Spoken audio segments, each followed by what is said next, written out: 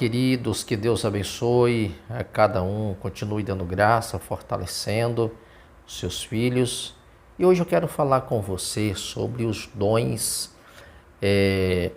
ministeriais, porque sempre há aquela falta de entendimento, até de uma explicação acerca dos dons ministeriais. Às vezes as pessoas confundem com dons espirituais, dons gerais, mas os dons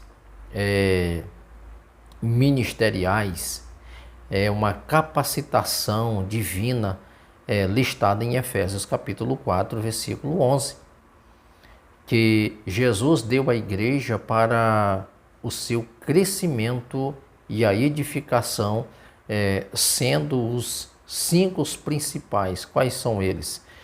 A Bíblia diz que ele deu uns para apóstolos, uns para profetas, uns para evangelistas, pastores, mestre e doutores, né? Mestre e doutores, ali estão bem associados, independente de certos lugares, isso tem essa conotação. Mas é importante também observarmos que qual é a finalidade desses dons? Visa um aperfeiçoamento dos santos. E outra coisa, ele promove o reino de Deus, diferente dos dons espirituais, que são para todos os crentes.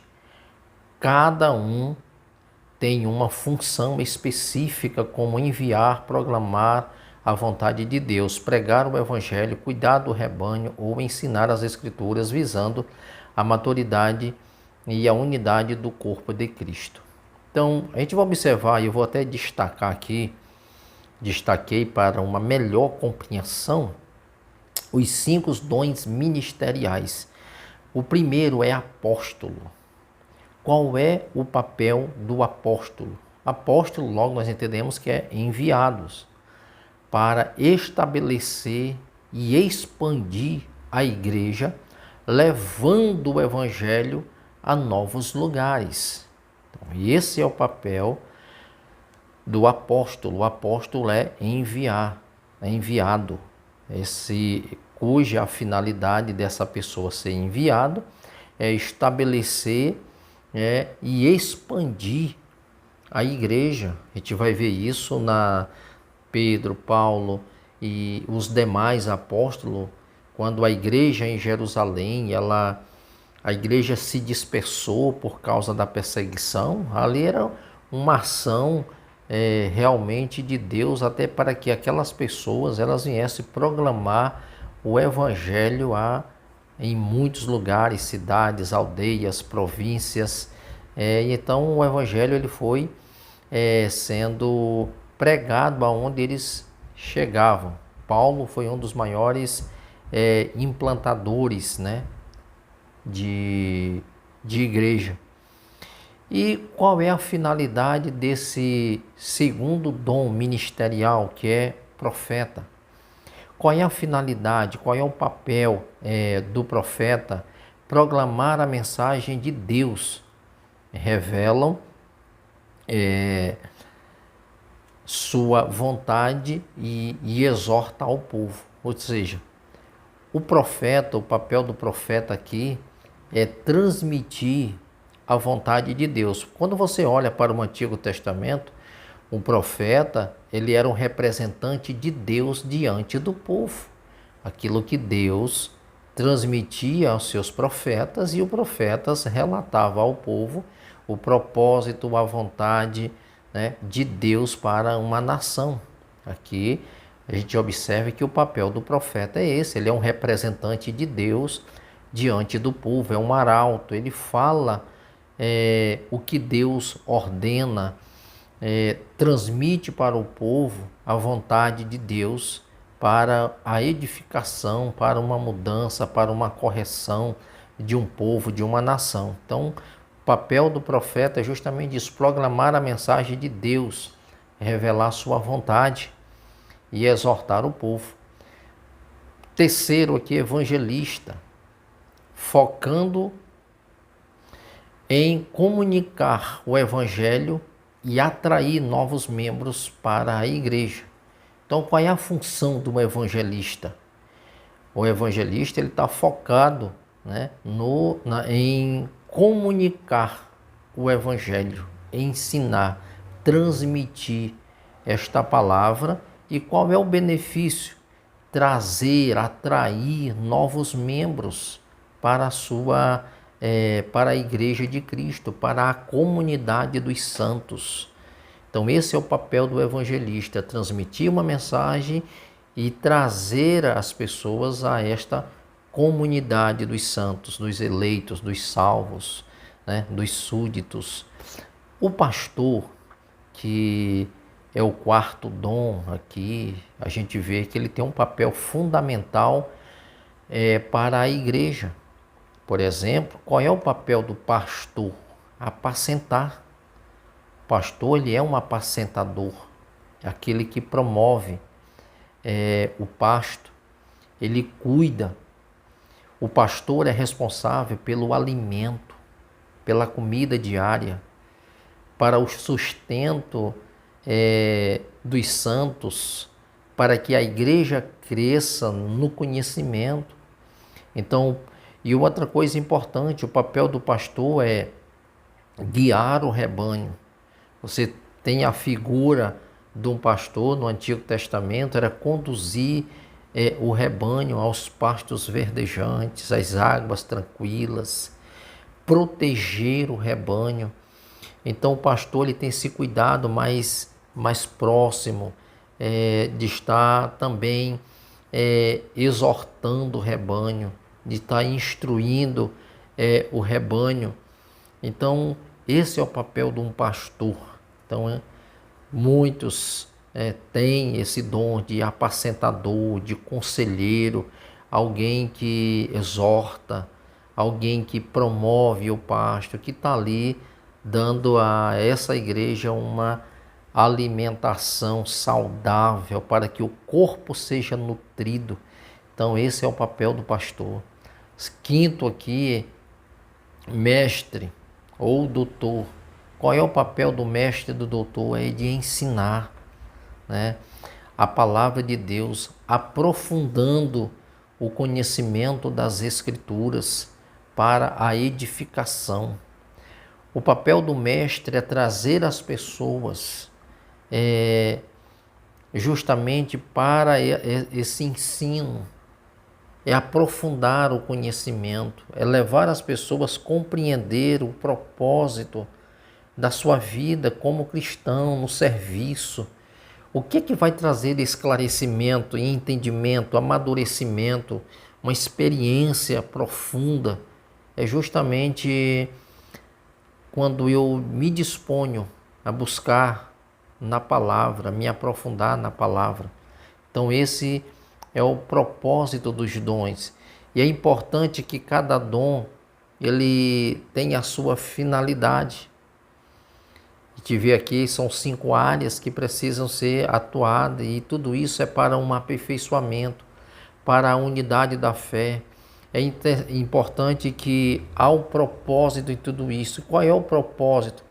É aperfeiçoar os santos, preparar os crentes para o serviço cristão, é habilitar estas pessoas.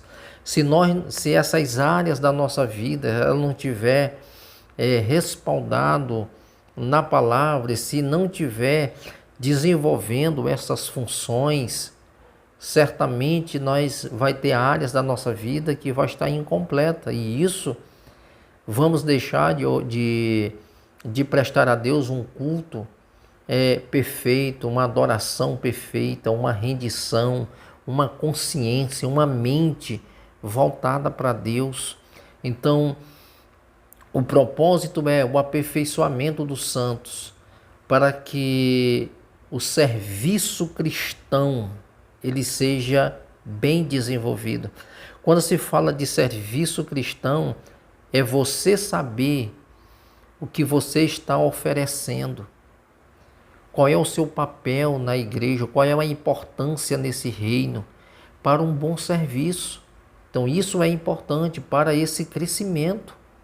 Então os dons, eles estão aí para esse aperfeiçoamento. E é importante que uma outra questão aqui, estou falando agora de propósito desses dons, o primeiro é para o aperfeiçoamento do santo.